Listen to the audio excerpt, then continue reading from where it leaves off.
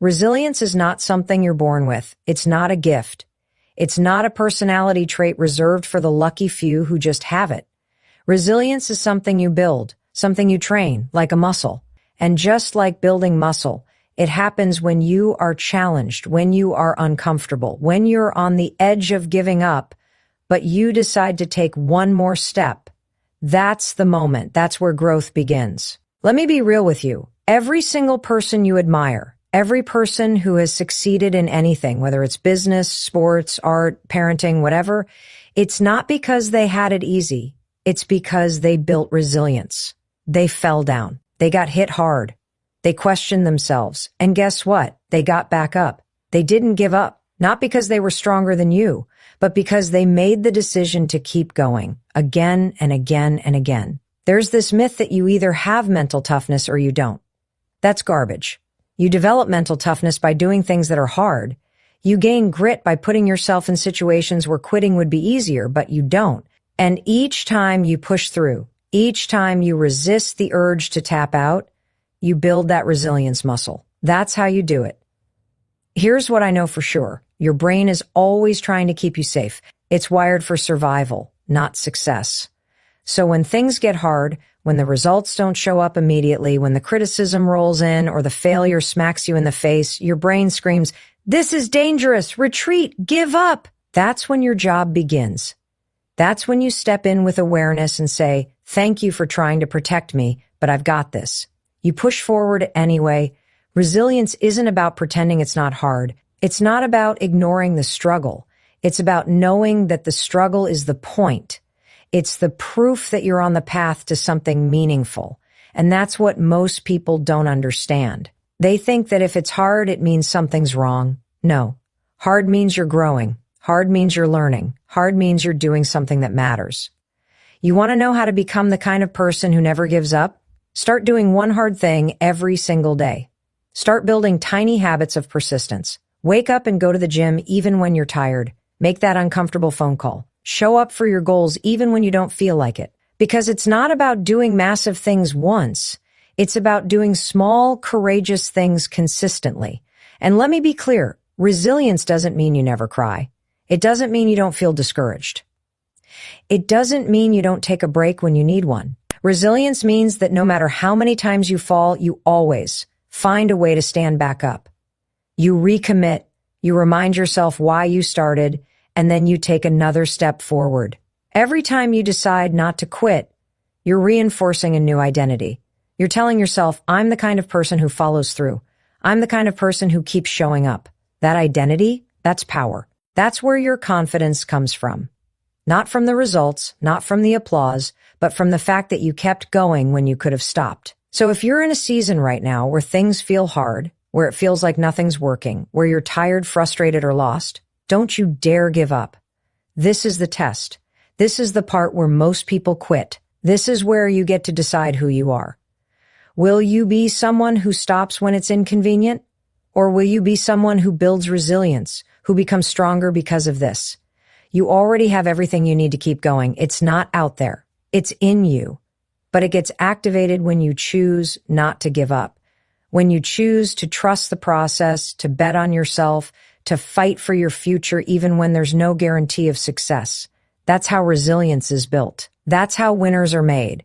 And that's how you become unstoppable. One of the most powerful tools you have to never give up is something so simple, most people overlook it. It's the 5-second rule. It's not magic. It's science. And it's how you take control in the exact moment your brain wants to talk you out of doing what needs to be done. Here's how it works. The moment you have an instinct to act on a goal, you count backwards, 5, 4, 3, 2, 1, and then you move. You take action before your mind has a chance to talk you out of it. Let me explain why this matters. Your brain is designed to protect you. It wants to keep you safe, avoid risk, and stay in your comfort zone. So anytime you feel doubt, fear, or uncertainty, your brain pulls the emergency brake. That's why you don't get out of bed when the alarm rings. That's why you hesitate to make the call, start the project, speak up, or keep going. But here's the truth. Your dreams live outside that comfort zone. And every time you hesitate, you hand over power to fear, doubt, and excuses. So how do you override that mental sabotage? You interrupt it. The 5-second rule gives you just enough time to switch off autopilot and activate the part of your brain that's responsible for decision making. It puts you back in control. You literally reset your mind. And in that moment, you create momentum. Now, let's talk about why that momentum matters when it comes to never giving up. You don't need to feel ready. You don't need to feel confident. You don't even need to feel motivated. What you need is movement. Movement creates motivation. Action builds confidence. You don't wait to feel like doing the work. You start doing the work, and the feeling catches up later. Think about the moments when you're close to quitting. Maybe you've hit a wall. The results aren't showing up. You're tired, discouraged, overwhelmed. That's when your brain whispers, maybe this isn't for you. That's when the resistance kicks in. And that's the exact moment you need to count. 5, 4, 3, 2, 1, and go. You don't think. You don't reason. You act it. Send the email. Get back up. Say yes. Move forward. The 5-second rule doesn't make the fear go away. It helps you move through it. It doesn't eliminate self-doubt. It helps you act in spite of it. And that's what separates people who push through from those who give up. It's not talent. It's not luck. It's the habit of acting, even when it's hard. There are going to be days when everything feels like it's working against you. You'll be exhausted. You'll want to pull the covers over your head and hide. You'll want to postpone the hard conversation, delay the decision, ignore the goal. And in those moments, motivation won't save you. What will save you is a simple habit, 5 seconds of courage. This rule can be applied anywhere. Fitness, business, relationships, mental health. You're one decision away from change. And that decision is usually small. It's the decision to start, the decision to keep going, the decision to try again. The 5-second rule isn't about massive leaps. It's about micro decisions that compound into momentum, into strength, into resilience. Let me tell you something really important. You're never going to feel like doing the hard thing. That feeling isn't coming. And if you keep waiting for the right moment, the perfect conditions, the guaranteed outcome, you'll be waiting forever.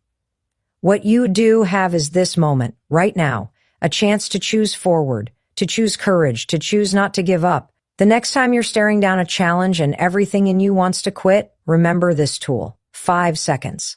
That's all it takes to change your life, to push past fear, to build discipline, to take control. You are always one decision away from a breakthrough, one decision away from progress, one decision away from the life you want. Don't wait for motivation. Don't wait for someone to save you. Don't wait until you feel ready. Just count. 5, 4, 3, 2, 1, and move. That's how you build the habit of never giving up. One small decision at a time. And those small decisions, they lead to big changes. Most people give up not because they're incapable, but because they're chasing perfection instead of progress. They start with fire in their eyes. But the minute things don't go exactly as planned, they freeze, they quit. And it's not because they're weak. It's because they've been taught that success should be flawless, that every step forward should look beautiful. But that's not real. That's not how growth works. Progress is messy. It's uncomfortable. And sometimes it's invisible for a while. Let's get one thing straight. Perfection is the enemy of progress. It's the voice in your head that says, if it's not perfect, don't do it. It's the reason you delay starting, or worse, you start and then stop because it didn't look the way you imagined. But let me ask you something. What if you just focused on getting 1% better every day? What if your goal wasn't to be perfect, but to keep moving forward, even if it's slow? You see, people don't fail because they lack goals. They fail because they expect to go from 0 to 100 overnight. And when they don't, they internalize that as failure, but it's not failure. It's feedback. It's growth in disguise. And the truth is, the people who succeed aren't doing everything perfectly. They're just doing more of the right things consistently. They stay in motion. They stay committed. You have to stop judging your progress with the wrong metrics. Social media will show you someone's highlight reel and make you think you're falling behind. But real life? It's the work you put in when no one's watching. It's the small steps, the extra rep at the gym, the pages you write that no one reads yet, the discipline of getting up early when it would be easier to hit snooze. That's where winning happens. Here's a hard truth. Sometimes you'll do everything right and still not see results right away. That's when most people quit. But that's also the exact moment when transformation is happening beneath the surface. Think of it like planting a seed. You water it, you give it sunlight, and for days, maybe even weeks, nothing shows up. But that doesn't mean it's not working. The roots are growing, the foundation is forming. And if you keep showing up, eventually, you see growth. Your job isn't to control the outcome. Your job is to control your input, your effort, your attitude, your commitment. When you focus on progress, you give yourself permission to be human. You allow room for mistakes. And mistakes are not signs to stop, they're signs to adjust. You learn, you grow, you improve. That's what progress looks like. Think about anything you've ever gotten good at. Riding a bike, learning to drive, speaking in public. You didn't start out being perfect. You started out awkward, maybe even scared. But you kept going. You got better by doing. That same principle applies to every area of your life. Whether it's building a business, creating healthy habits, or healing from pain, it's about consistency, not perfection. And let me be real with you.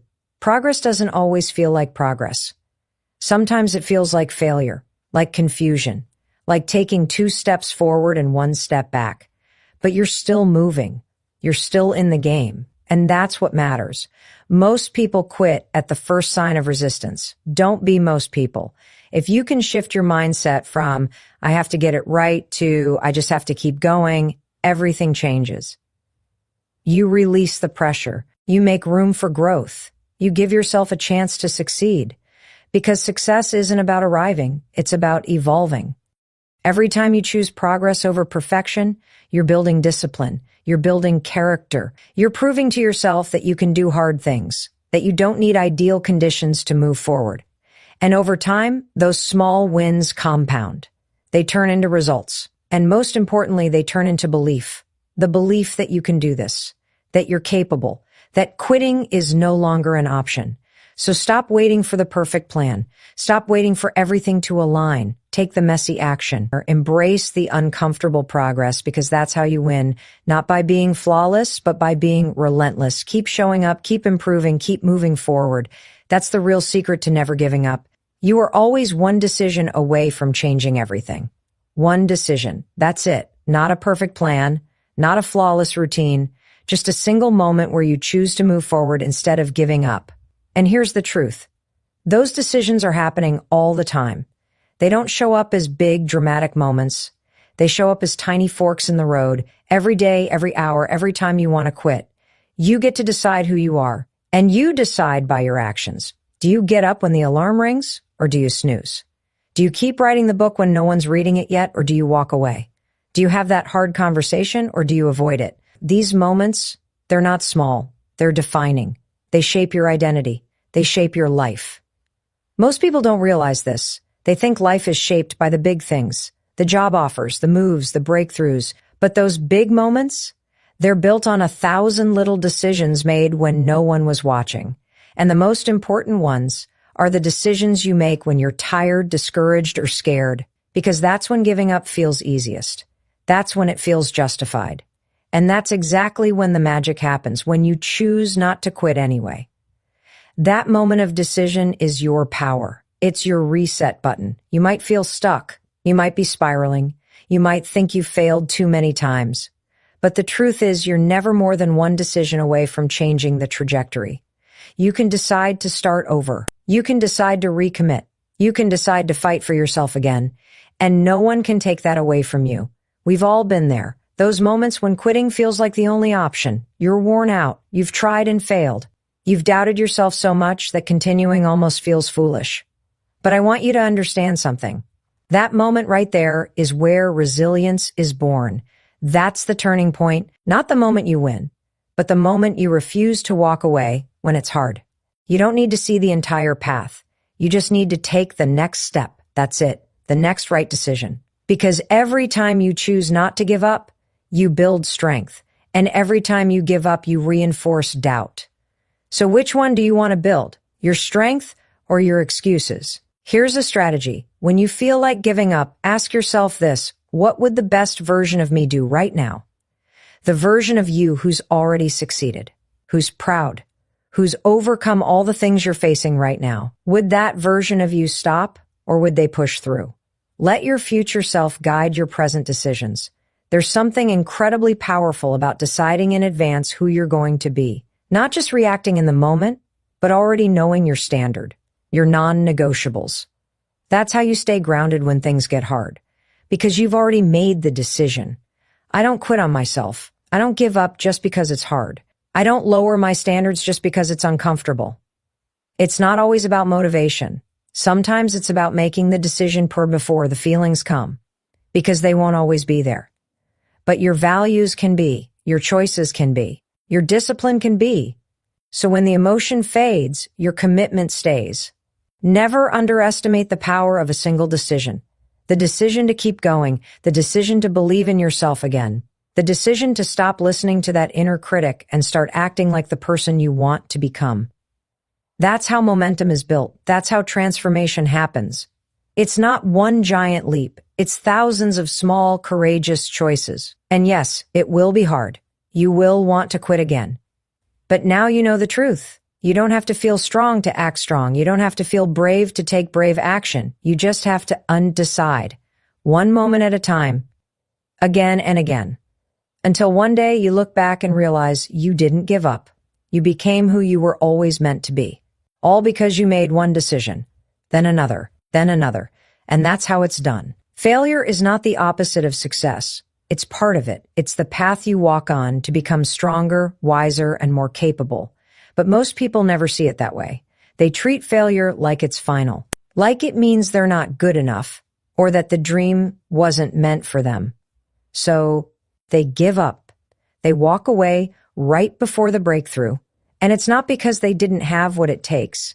It's because they didn't understand that failure is a teacher, not a dead end.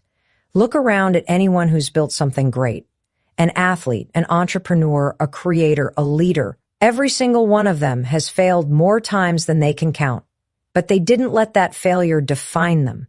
They used it. They studied it. They asked, what can I learn from this?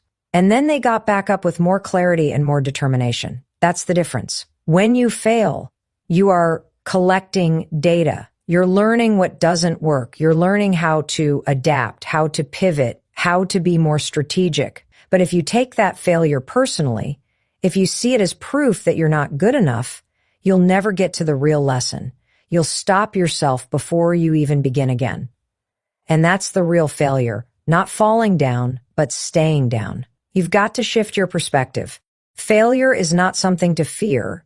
It's something to embrace. It's a necessary part of growth. It's how you build resilience. Because resilience doesn't come from winning. It comes from losing and refusing to quit. It comes from hearing no and deciding that it doesn't mean never. It just means not yet. Think about a baby learning to walk. They fall constantly. But do they give up? Do they decide they're not meant to walk? Of course not. They get up and try again, and again, and again. Because failing is how they learn to balance, how they build muscle, how they figure it out. That process never changes. It just looks different when we grow up. We just forget how normal and essential failure is. Your fear of failure is probably rooted in shame. You don't want to look stupid. You don't want to disappoint people. You don't want to prove your doubts right. But here's what you have to understand. Failure doesn't mean something about your worth. It means something about your strategy. And strategies can be changed, adjusted, refined. That's the power you have. If you want to build something meaningful, if you want to pursue your goals and actually see them through, you have to be willing to fail, not once, but many times, and still keep going. Because every failure is progress. Every failure is a stepping stone. You're not starting over each time. You're starting from experience. And guess what? The more you fail, the less it scares you. Because you start to realize, I can survive this. I can learn from this. I'm still standing. And that's where your confidence comes from. Not from pretending to be perfect, but from knowing that you're unstoppable even when you fall. The people who succeed aren't the ones who never got knocked down. They're the ones who got back up one more time than they fell. That's it. That's the secret. Keep getting back up. Learn, adapt, grow. But don't ever make the mistake of thinking that failure is a sign to give up. It's a sign you're trying. It's a sign you're in the game. It's a sign that you're doing the work most people are too afraid to do. So the next time you fail, and you will, don't retreat. Don't shrink. Don't beat yourself up. Step back, take a breath, ask, what is this here to teach me? And then get back in it with more fire, more clarity, and more grit. That's how success is built. Not in a straight line, but in a zigzag of effort, correction, and relentless persistence. Remember this, the only way to truly fail is to give up. Everything else is just part of the process. So keep going, keep falling, keep learning, because as long as you're still moving, you are not failing, you are becoming.